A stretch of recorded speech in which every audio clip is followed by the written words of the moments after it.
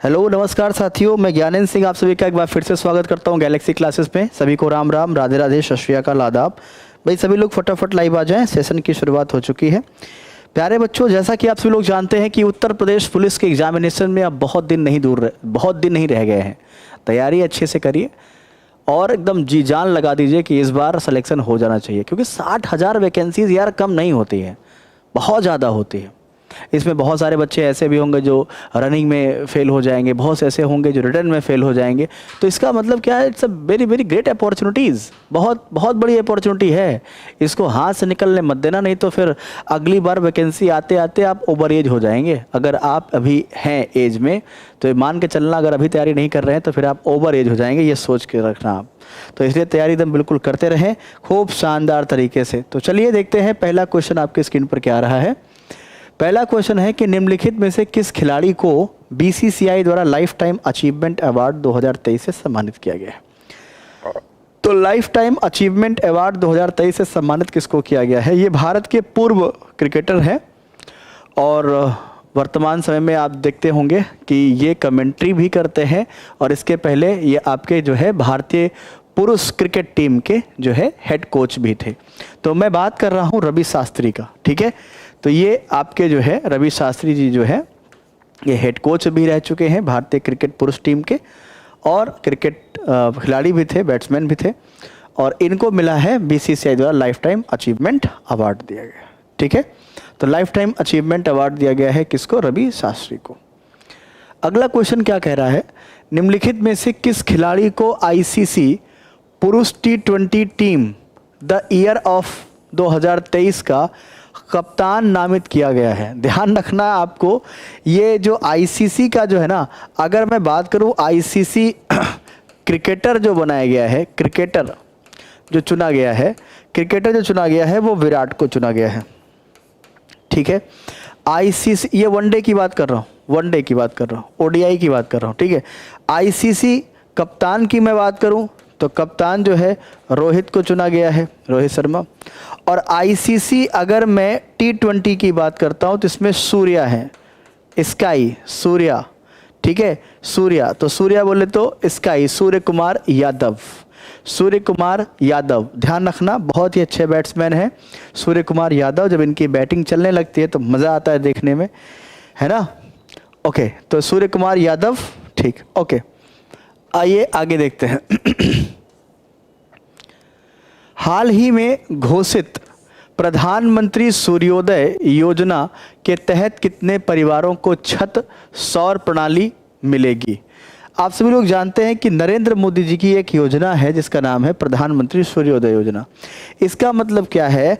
इसका मतलब ये है कि 1 करोड़ परिवारों को हर माह 300 यूनिट तक मुफ्त बिजली मिलेगी। ध्यान रखना, हर परिवार को 1 करोड़, ध्यान रखना, 1 करोड़ परिवार को प्रत्येक माह जो है 300 यूनिट बिजली जो है फ्री मिलेगी। और एक बात ध्यान रखना, ये जो व्यवस्था लॉन्च की गई है, आप जानते हैं परंपरागत स्रोत को बढ़ाने के लिए, और आप जानते हैं कि इस समय डिपेंडेंसी हम ख़त्म कर रहे हैं अपनी जो है ऐसे सोर्सेस पे जिनके ख़त्म होने के चांसेस नज़दीक आ रहे हैं।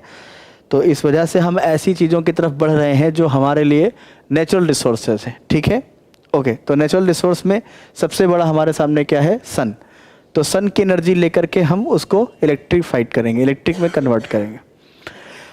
हाल ही में किस देश के चंद्र मिशन मून स्नाइपर ने चंद्रमा पर सफलतापूर्वक स्पॉट लैंडिंग किया है? मून स्नाइपर, आप जानते हैं कि अभी हाल ही में 23 अगस्त को भारत ने भी चंद्रमा के दक्षिणी ध्रुव पर पहुंचकर इतिहास रच दिया। दक्षिणी ध्रुव पर पहुंचने वाला इकलौता देश है भारत, ठीक है। और ये जो मून स्नाइपर है, जो मून पर भेजा गया है, ये जापान ने भेजा है। इस बात का ध्यान रखेंगे, ये किसका है?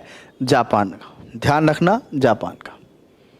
चलेंगे आगे, ध्यान रखना अगला पॉइंट क्या आता है, अगले पॉइंट में देखेंगे। अगला क्वेश्चन क्या कह रहा है आपसे, भारत मिस्र भारत और मिस्र के बीच में जो युद्धाभ्यास होता है उसका नाम है बच्चों साइक्लोन। आप जानते हैं तमाम देशों के साथ भारत युद्धाभ्यास करता है। बहुत तरह के युद्धाभ्यास है, जैसे अजय वॉरियर हो जाता है, सिम्बैक्स हो जाता है, खंजर हो जाता है। तमाम प्रकार के युद्धाभ्यास हैं, तमाम देशों के साथ करते रहते हैं भारत में। ठीक है, इंद्र अब युद्धाभ्यास है, hand to hand in hand युद्धाभ्यास है। तो ऐसे ही साइक्लोन जो युद्धाभ्यास है वो भारत और चीन के बीच में होता है।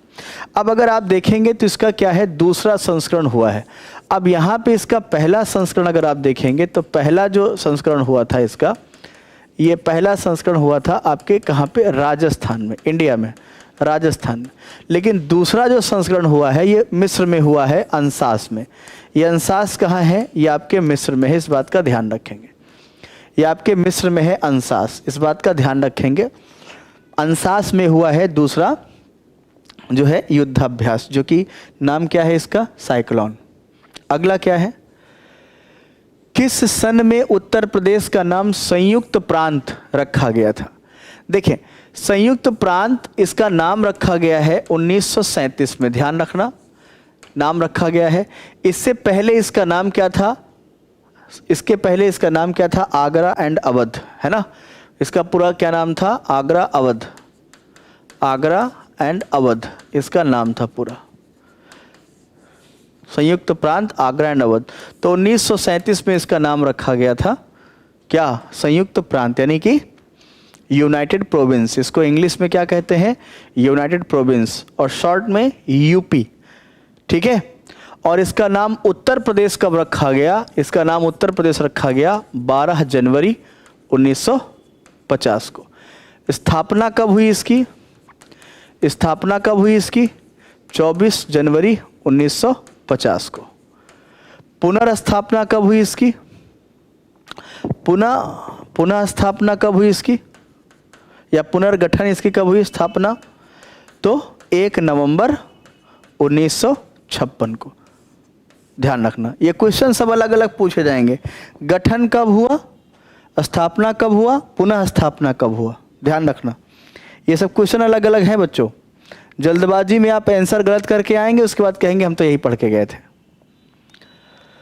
उत्तर प्रदेश में 1857 की क्रांति का आरंभ सर्वप्रथम किस नगर से हुआ। बाबू मेरठ से हुआ था, और मेरठ से लीड कर कौन कर रहे थे, ठाकुर कदम सिंह, ठाकुर कदम सिंह, ध्यान रखना, यहाँ से लीड कर रहे थे। इलाहाबाद से थे लियाकत अली, लियाकत अली जो कि पेशे से एक शिक्षक थे, ध्यान रखना, पेशे से एक शिक्षक थे। लखनऊ से बेगम हजरत महल, बेगम हजरत महल, और कानपुर से नाना साहब, नाना साहब, और वहीं कानपुर में ही थे इनके मित्र जिनका नाम है तात्या, तात्या टोपे, तात्या टोपे, तात्या टोपे, ध्यान रखना, तात्या टोपे, तात्या टोपे। ठीक है, तात्या टोपे। नाना साहब को हम क्या कहते हैं, धोंधू पंत भी कहते हैं। ध्यान रखना, ये परीक्षाओं में बहुत पूछा गया है, इनका असली नाम क्या है, धोंधू पंत। ठीक है, और इनका नाम क्या है, रामचंद्र पांडुरंग, रामचंद्र पांडुरंग। ठीक है, रामचंद्र पांडुरंग। अगले प्रश्न पे आते हैं, क्वेश्चन नंबर 8। उत्तर प्रदेश भारतीय गणतंत्र का एक पूर्ण राज्य किस सन में बना। ओहो, उत्तर प्रदेश, अच्छा यहाँ पे एक नाम दे दिया गणतंत्र। तो भैया जब गणतंत्र लागू हुआ है उसी दिन जो है उत्तर प्रदेश एक गणतंत्र राज्य बना है। ठीक है, 26 जनवरी 1950 को, 26 जनवरी 1950 को उत्तर प्रदेश पूर्ण रूप से क्या हुआ, एक गणतंत्र राज्य बना है। ठीक है, ठीक है, बिल्कुल सही। अगला क्वेश्चन क्या है, उत्तर प्रदेश के किसान आंदोलन। बच्चों एक बात ध्यान रखना, ये आंदोलन जो है लगभग 1918 के आसपास चले थे, बाद में फिर ये बढ़ते बढ़ते 1925 तक पहुंच गए। किसान आंदोलन का नेतृत्व अगर आप देखेंगे तो बाबा रामचंद्र ने किया था, बाबा रामचंद्र ने किया था, और बाबा रामचंद्र के साथ साथ नेहरू जी ने इसका नेतृत्व किया था। एक बात ध्यान रखेंगे, तो इसमें क्या आ जाएंगे, जवाहरलाल नेहरू, इसमें क्या आ जाएंगे, जवाहरलाल नेहरू। नेतृत्व किसने किया, जवाहरलाल नेहरू ने, इस बात का ध्यान रखेंगे, जवाहरलाल नेहरू ने। किसान आंदोलन उत्तर प्रदेश में जो हुआ, नेतृत्व किसने किया। और एक बात ध्यान रखना बच्चों, ये जो आंदोलन हुआ कहाँ था, लखनऊ में, ध्यान रखना। उत्तर प्रदेश में काकोरी षड्यंत्र, बच्चों काकोरी कांड से आप जानते हैं कांड शब्द हटा दिया गया है, कांड शब्द हटा दिया गया है, इसकी जगह क्या जोड़ दिया गया है, train action, train action, Kakori train action. अब इसका नाम हो गया है काकोरी ट्रेन एक्शन, ध्यान रखना, ट्रेन एक्शन, ट्रेन एक्शन, इस बात का सभी लोग ध्यान रखेंगे। तो इसका नाम काकोरी कांड नहीं है, काकोरी ट्रेन एक्शन। इस दिन क्या हुई थी, रॉबरी हुई थी, ट्रेन को रोका गया था, जो कि ट्रेन कहाँ से आ रही थी, Saharanpur to Lucknow, Saharanpur to Lucknow passenger, passenger ये आ रही थी। और इस ट्रेन का नाम 8 डाउन ट्रेन, 8 डाउन ट्रेन, ठीक है। डाउन का मतलब जब अपने टर्मिनल को जाती है, और अप का मतलब जब अपने गंतव्य तक जाती है, जहाँ पर से उसको फिर वापस आना है। तो 9 अगस्त 1925 को हुआ था काकोरी लूटकांड। और इसको किस पार्टी ने किया था, तो पार्टी का नाम क्या है, जिस पार्टी ने किया उसका नाम था HRA, हिंदुस्तान रिपब्लिकन एसोसिएशन। इस पार्टी में सचिंद्र सन्याल, बरिंद्र कुमार घोष, चंद्रशेखर आज़ाद, राम प्रसाद बिस्मिल, रोशन सिंह, अशफाक उल्लाह खां, राजेंद्र सिंह लहड़ी, ये सब लोग थे।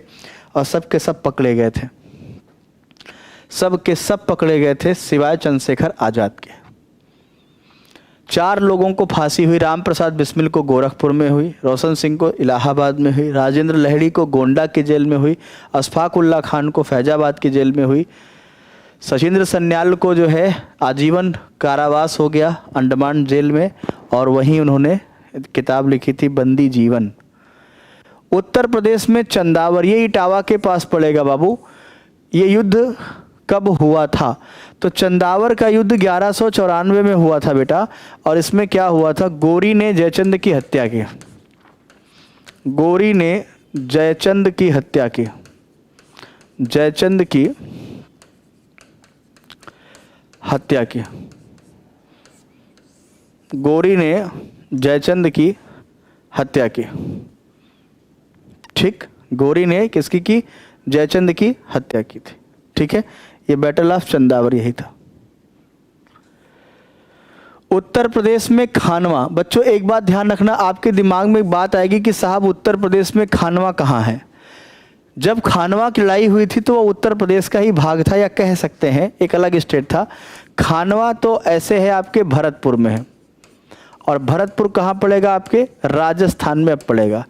जैसे 1937 से पहले अगर आप जाते हैं तो जयपुर का जो क्षेत्र था वो आगरा सेक्टर में आता था, ग्वालियर वगैरह सभी आगरा, उत्तर प्रदेश बहुत बड़ा था, है ना, उत्तर प्रदेश बहुत बड़ा था, ठीक है भैया। हाँ, तो ये सब बहुत क्षेत्र कवर हुए थे।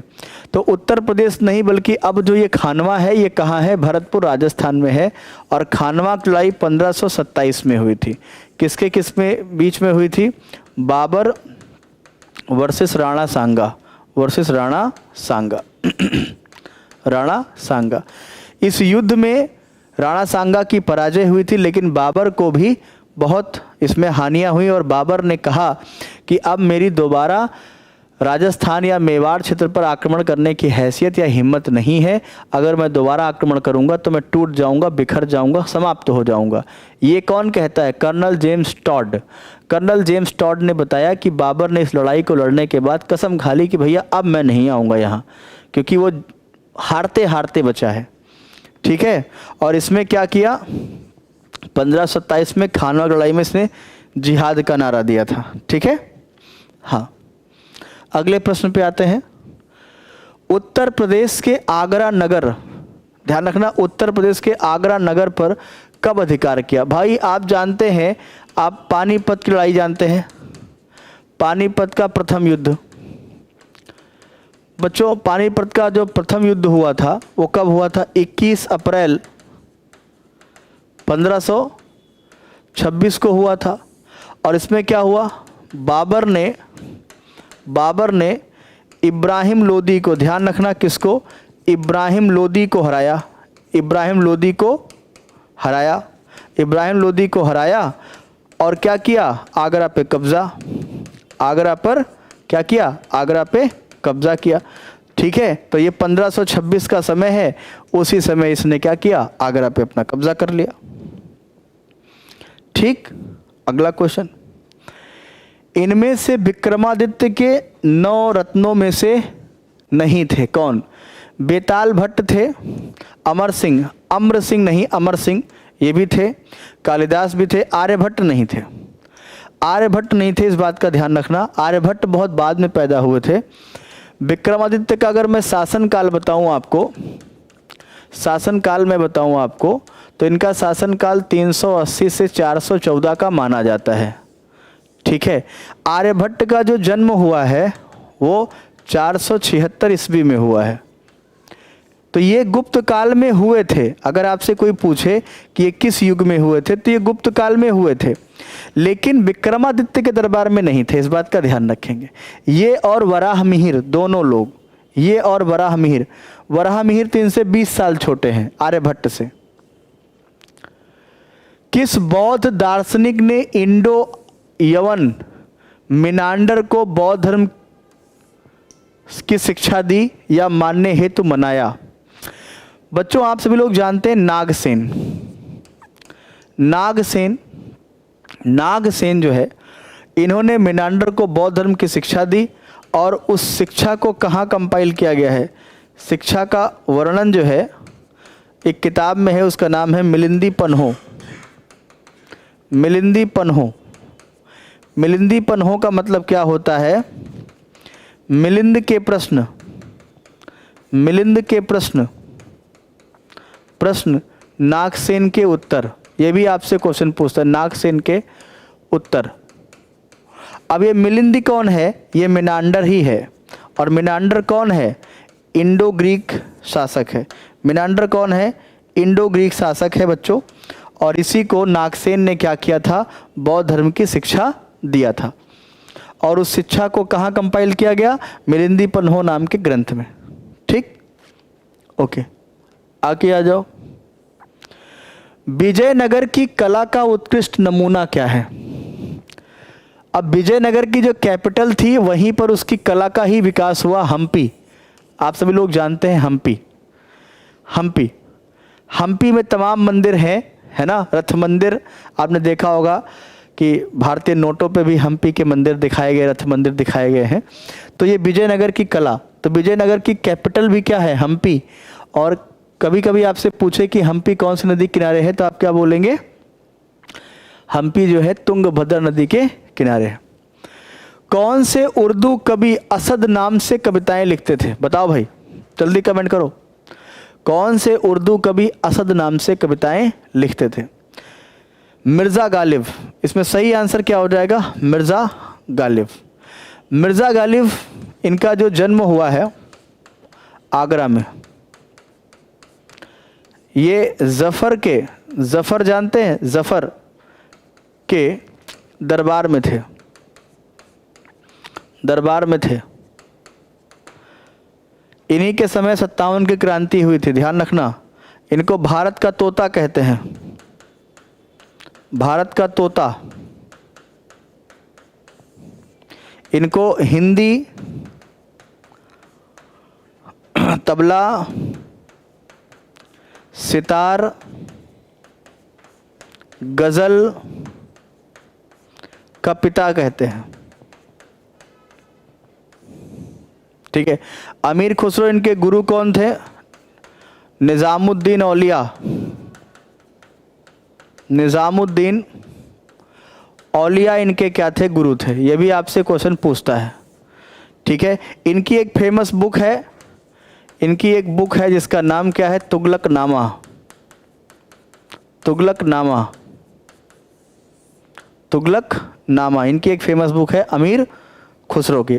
और अमीर खुसरो ने ही कश्मीर को क्या कहा था कि अगर कहीं पर स्वर्ग है तो यहीं है, यहीं है, यहीं है, अमी अस्तो, अमी अस्तो, अमी अस्तो। ठीक है, कि कहीं स्वर्ग है तो यहीं है, ये अमीर खुसरो ने ही कहा था।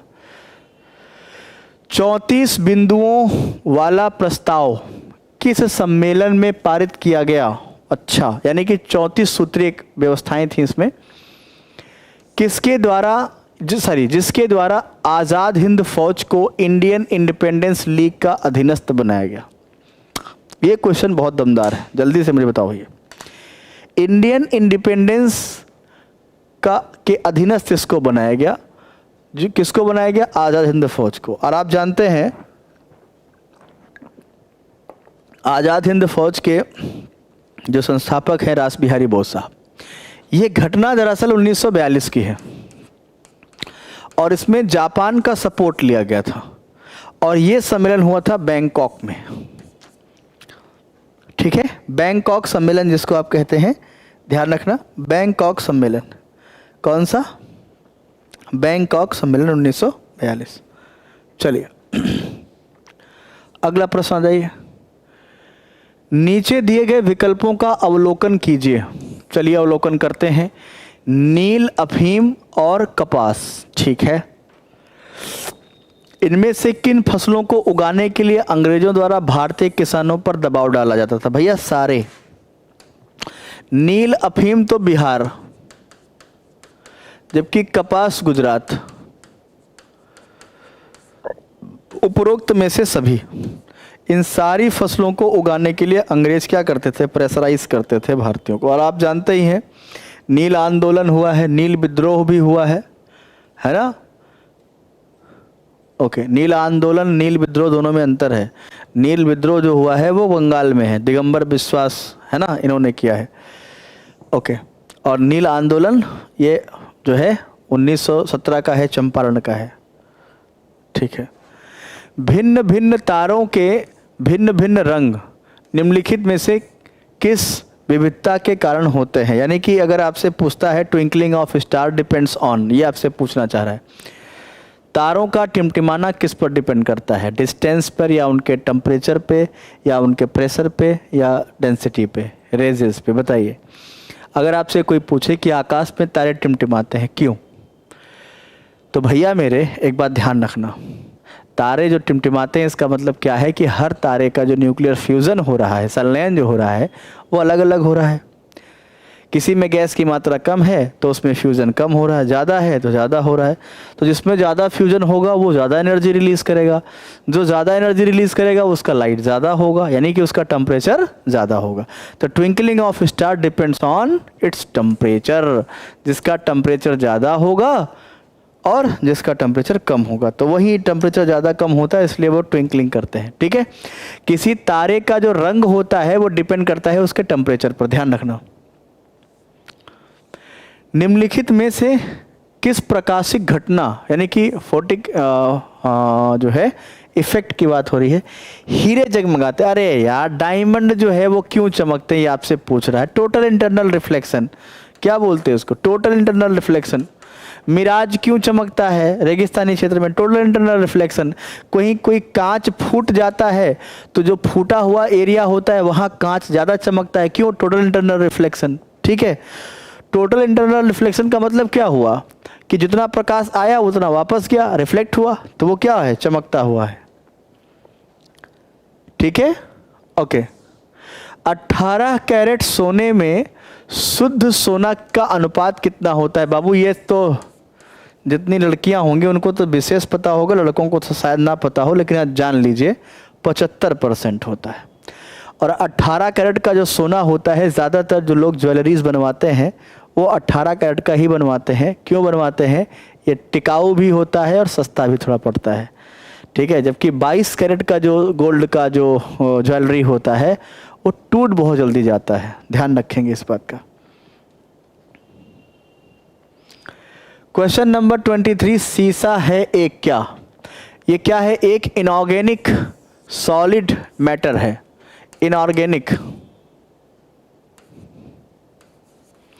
इनऑर्गेनिक सॉलिड मैटर, ध्यान रखना इस बात का। शुद्ध ठोस पदार्थ है ये। ठीक है। इसमें ये अकार्बनिक पदार्थ होता है, इसमें कार्बन नहीं होता, ध्यान रखना इस बात का। रोग ग्रसित पादप, यानी कोई पौधे हैं उनमें रोग लगा हुआ है, ठीक। और कुछ पौधे हैं जो बिल्कुल स्वस्थ हैं। इनमें जो सांस लेते हैं, स्नीज जो सांस लेते हैं, रिस्पिरेटरी सिस्टम जो है, रिस्पिरेटरी, दोनों का रेट क्या होगा? ध्यान रखना, एक पेड़ जो है वो बीमार है और एक पेड़ जो है वो बिल्कुल बीमार नहीं है। ये क्या है? स्वस्थ है। अब इसमें क्या कह रहा है भाई साहब, सांस लेने की दर किसमें ज़्यादा होगी? जो ये बीमार आदमी है ना, ये तेज़ी से सांस लेगा। आप देखिए, किसी बीमार आदमी को देखिए, वैसे भी आप देखिए, पेड़ पौधों की बात छोड़िए, बीमार इंसान को भी देखिए, करता रहता है।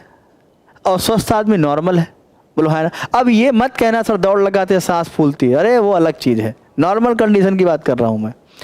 तो जो रोग ग्रसित पौधे होते हैं वो अधिक श्वसन करते हैं, यानी कि उनका जो रेस्पिरेटरी रेट होता है वो ज़्यादा होता है। इस बात का ध्यान रखेंगे, रेस्पिरेटरी रेट जो होता है वो ज़्यादा होता है। शक्कर, शक्कर जानते हैं, शुगर, चीनी, गन्ने के अतिरिक्त और किस फल से प्राप्त होता है? बीटरूट। बीटरूट का मतलब होता है चुकंदर, और इसके उत्पादन में सबसे आगे कौन है? रूस। चुकंदर के उत्पादन में सबसे अधिक कौन आगे है? रूस। और चुकंदर से जो चीनी बनती है ज़्यादातर क्या है? मिस्री लोग बनाते हैं। मिस्री, मिस्री जानते हैं? चीनी का बड़ा भाई है ना। अमूमन लोग पूजा पाठ में ज़्यादा उसका इस्तेमाल करते हैं, मिस्री का। हाँ, मिस्री मीठा होता है, लेकिन चीनी ज़्यादा मीठा होता है, मिस्री से भी मीठा होता है। किस वनस्पति तेल का उपयोग वाटर प्रूफ कपड़ा तैयार करने में किया जाता है?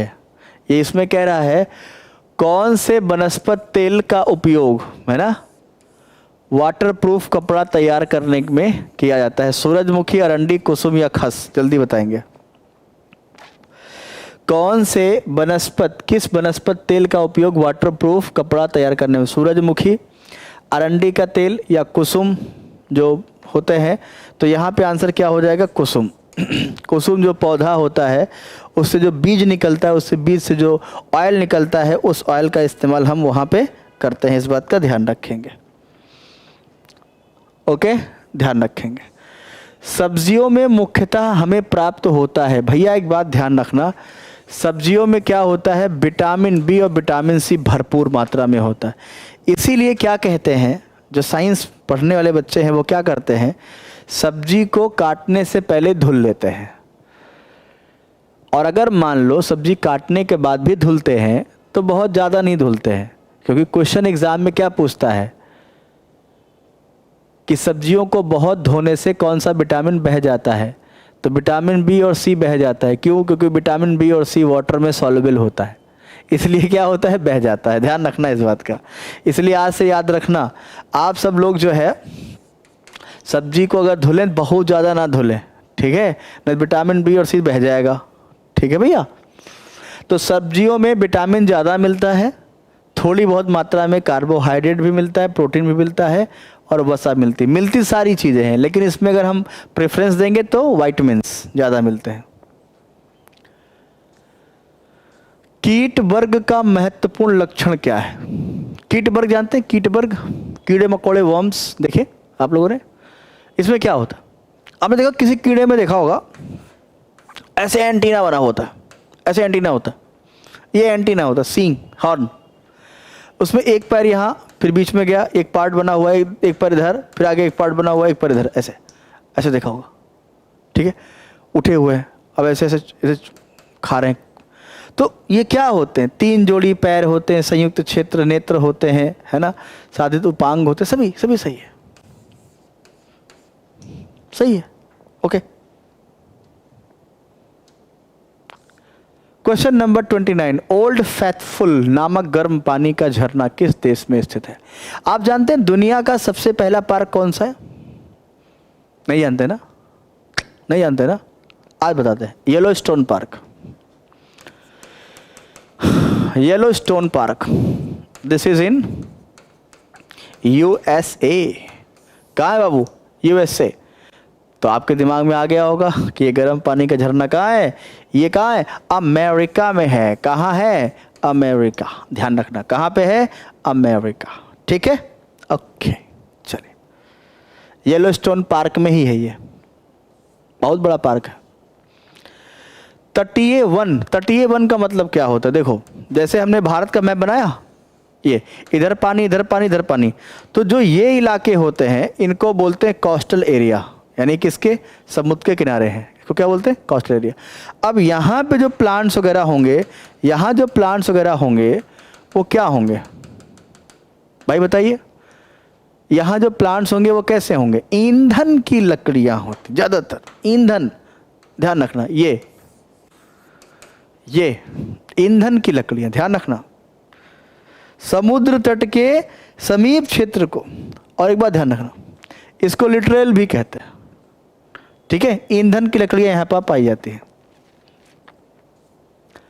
क्वेश्चन नंबर 31 क्या कहता है? निम्नलिखित में से किस स्टील प्लांट को भारत का पहला स्वदेशी स्टील प्लांट कहा जाता है? बाबू एक बात ध्यान से समझना, एक बात बहुत ध्यान से समझना, स्टील प्लांट बोला है इसने, और बहुत ध्यान से ये समझना है भारत का पहला। कंफ्यूजन हो जाएगी, अब इस कंफ्यूजन को दूर कैसे करें? देखिए,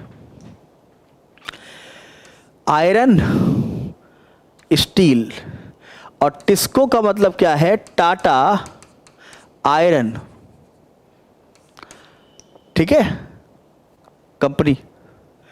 अब टाटा की जो कंपनी है ये इस्टेब्लिश हुई 1907 में। कहाँ पे? जमशेद जी द्वारा, जमशेदपुर, ये टाटा आयरन कंपनी है।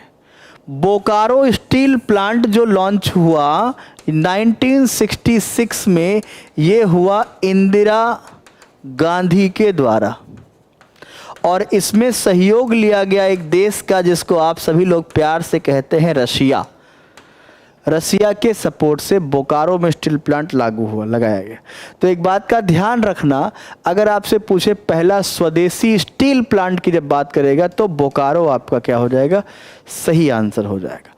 आयरन प्लांट की बात करेगा तो टिस्को हो जाएगा, ध्यान रखना, जिसको जमशेद जी रतन जी, है ना, जमशेद जी टाटा जी ने लॉन्च किया था, मतलब इस्टेब्लिश किया था। ठीक है भैया, ओके। एशिया का पहला निर्यात प्रसंस्करण जोन 1965 में किस स्थान पर स्थापित किया गया? देखिए भैया, निर्यात प्रसंस्करण जोन का मतलब क्या है? अगर मैं इसको बोलूं तो इसको बोलते हैं SEZ, ठीक है ना। स्पेशल जोन होते हैं, इसको बोलते हैं जो है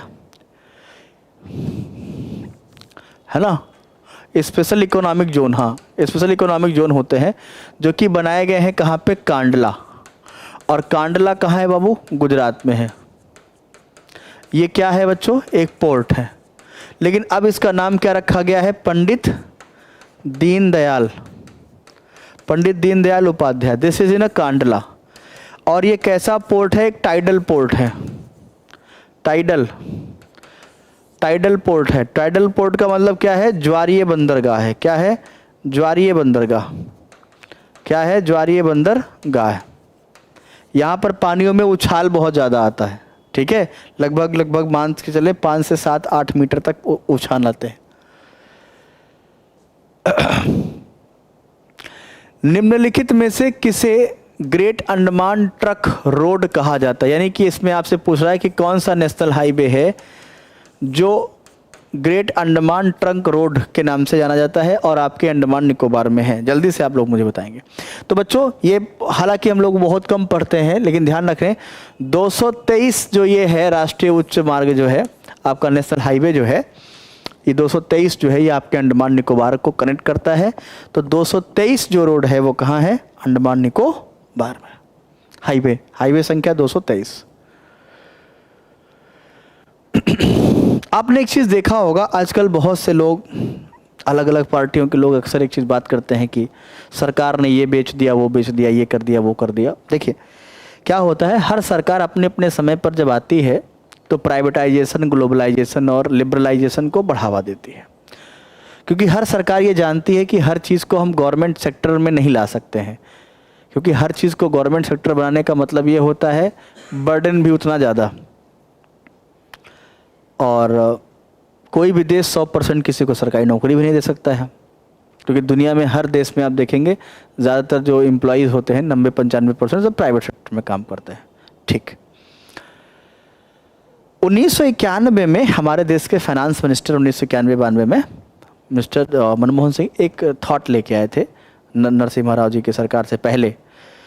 तो उसको बोलते हैं ग्लोबलाइजेशन, प्राइवेटाइजेशन और लिबरलाइजेशन। उसमें क्या था कि हम ज़्यादातर चीज़ों को क्या करें, प्राइवेटाइज करें। प्राइवेटाइज करने का मतलब ये है कि ऐसा है कि कुछ सेक्टर हम प्राइवेट को बांट दें ताकि प्राइवेट कंपनियां वहाँ पे अपना सेटअप करें और अपने हिसाब से वो प्लान को आगे बढ़ाएं। तो भाई मेरे, जो इंडस्ट्रियल पॉलिसी इन्होंने बनाई थी, भारत सरकार ने क्या किया 1991 में, अपने पास केवल और केवल 8 सेक्टर रखे, केवल और केवल 8 सेक्टर, जिसमें क्या, परमाणु ऊर्जा, संचार, ठीक है, खनन, माइनिंग है ना, खनन, रेलवे, ऐसे कुछ 8 विभाग इन्होंने अपने पास रखे। बाकी लगभग जो है इन्होंने क्या किया, प्राइवेट कर दिया। हथियार भी इसी में कर सकते हैं, हथियार, वेपन। आप देखिए ना, गन फैक्ट्रियाँ जो हैं वो सब क्या हैं, सरकारी हैं। कोई प्राइवेट गन फैक्ट्री आपने देखी, नहीं देखी होगी, ठीक है। अभी हमारे देश में लाइसेंस नहीं मिल रहे हैं, ठीक है। हाँ, भारतीय औद्योगिक वित्त निगम, ध्यान रखना, भारतीय औद्योगिक वित्त निगम, जिसको हम बोलते हैं IIFC, किसकी सहायक है। अब इसकी अगर मैं बात करूं, इसका एस्टैब्लिशमेंट 1948 के आसपास हो रहा है। कब हो रहा है, 1948 के आसपास हो रहा है। लेकिन जब 1964 में आ जाता है क्या, IDBI, तो इसको इसी में मर्ज कर देते। तो ये IDBI का क्या हो जाता है, एक को बॉडी हो जाता है, सहायक बॉडी हो जाती है। तो किसकी सहायक है, IDBI, यानी कि industrial development bank of India, industrial development bank of India, IDBI, ठीक है। अनिवार्य वस्तु अधिनियम कब पारित किया गया था, अनिवार्य वस्तु अधिनियम, जिसमें आपका प्याज भी है, आलू भी है, ये आपके अनिवार्य वस्तु अधिनियम में आते हैं 1955। ये आपका सही उत्तर हो जाता है, 1955 में ये आपके आते हैं। भारतीय दंड संहिता IPC, ध्यान रखना, IPC, हालांकि 375 अब तो खैर चेंज हुए, किससे संबंधित है, तो इसमें जो परिभाषा है वो क्या है, बलात्कार की परिभाषा। इसमें क्या है, बलात्कार की परिभाषा है। जबकि 376 में क्या है, दंड है, कि बलात्कार करने वाले व्यक्ति को क्या होगा, दंड। 377 में क्या है, अप्राकृतिक संबंध बनाने के दंड का विधान उसमें दिया गया है। India that is a Bharat, union of states, India जो कि भारत है, राज्यों का एक संघ होगा। यह भारत के संविधान के कौन से आर्टिकल में है, बाबू, ये फर्स्ट आर्टिकल में, पहला ही आर्टिकल है। आर्टिकल नंबर फर्स्ट जैसे ही आप पढ़ेंगे उसमें लिखा है, India that is a Bharat, union of states, shall be union of states, यानी इंडिया जो कि भारत है वो राज्यों का एक संघ होगा। ये है आपके अनुच्छेद नंबर 1 में। और प्रस्तावना शुरू कहाँ से होती है, we the people of India, हम भारत के लोग, ठीक है, ओके। प्रियम्बल शुरू कहाँ से होता है, we the people of India. भारतीय संविधान के अनुसार भारत के उपराष्ट्रपति की कम से कम कितनी उम्र होनी चाहिए, बाबू, 35 साल। एक बात ध्यान रखना, वाइस प्रेसिडेंट, प्रेसिडेंट और गवर्नर, इन तीनों की उम्र कम से कम 35 साल होनी चाहिए, तभी वो अपने पद पर नियुक्त हो सकते हैं, ठीक है। अब आइए देखते हैं अंतिम प्रश्न कौन सा है, लास्ट क्वेश्चन कौन सा है, लास्ट क्वेश्चन कौन सा देखते हैं। पहला लास्ट क्वेश्चन क्या है, निम्नलिखित में से कौन केंद्र सरकार की अध्यक्षता करता है। अब भैया एक बात बताइए, अगर यहाँ पे आपसे बोलता कार्यपालिका, अगर आपसे बोलता केंद्र की कार्यपालिका, कार्यपालिका का हेड कौन होता है, तो हम कहते भैया 53 आर्टिकल के अनुसार प्रेसिडेंट होता है।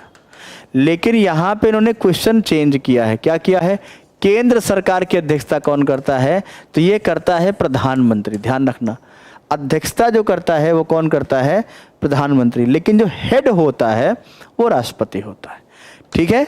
तो ऐसे ही क्वेश्चंस के लिए आप सब लोग गैलेक्सी क्लासेस के साथ जुड़े रहें। और बच्चों आप सभी लोग खूब मेहनत करिए, यूपी पुलिस में इस बार सिलेक्शन लेना है, ठीक है।